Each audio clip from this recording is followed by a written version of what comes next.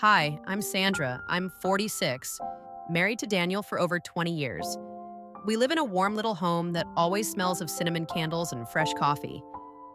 But the true soul of our home is our daughter, Grace.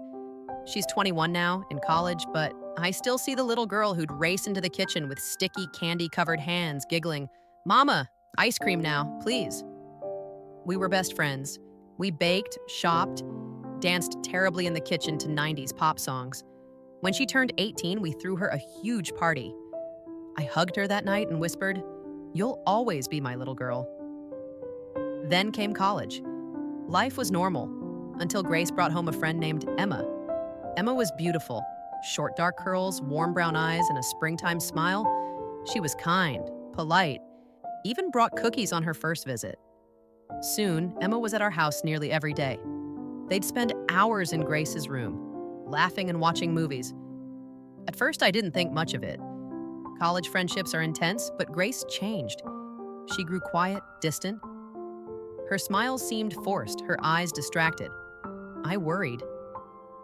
One evening, I sat her down and asked gently, "Gracie, what's going on?" She shrugged it off. "Nothing, Mom, just tired." But I knew better. Then, one quiet Sunday, everything changed.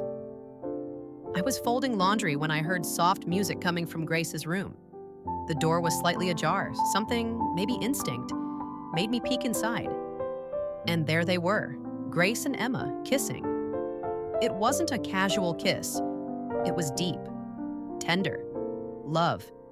They didn't see me at first. When they did, they jumped apart, shocked. I was frozen. I walked away, heart pounding, straight to Daniel.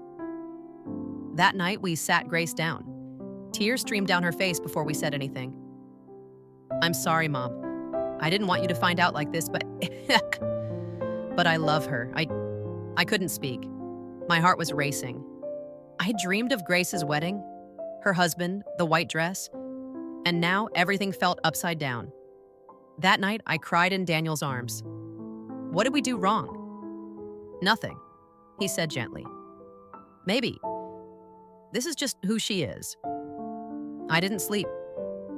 I thought about Grace's first steps, her scraped knees, the nights she cried in my lap. Motherhood is about unconditional love, right? The next morning, she walked into the kitchen, eyes red. She didn't say a word, just stood there. I walked over and wrapped her in my arms. "Mom," she sobbed, "I don't want to lose you." "You won't," I whispered. "Just promise me, finish college, build your life, and let me get to know Emma." And I did. Emma started joining us for dinner. She helped me cook, laughed at Daniel's dad jokes, shared stories from her childhood. One night, I saw her and Grace dancing barefoot in the living room to an old jazz record, smiling, glowing. That night, my heart softened. It wasn't rebellion. It wasn't a phase. It was love. Real, beautiful love. The world didn't always understand. Relatives gossiped. My sister made comments that stung. But every time I looked at Grace's joy, I knew their love was worth it. Sometimes Grace would curl up beside me and say, "I was so scared you'd hate me." I'd stroke her hair and whisper, "Never." One rainy night, she came to me and said, "Mom, I think I want to marry her someday." I smiled.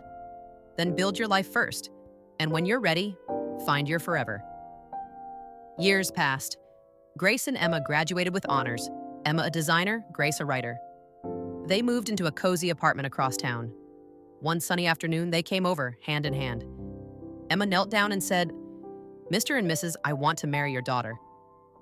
"Will you give us your blessing?" I cried. Daniel cried. And we said yes. Their wedding wasn't what I had imagined. It was better. 2 glowing brides, a garden filled with flowers, vows that left no dry eye.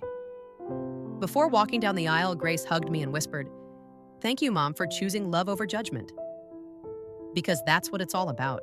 Love doesn't always come in the package we expect. Sometimes our children's stories rewrite our dreams, but if we open our hearts, we realize their happiness was our dream all along. Grace didn't find a prince. She found a princess, and I couldn't be prouder.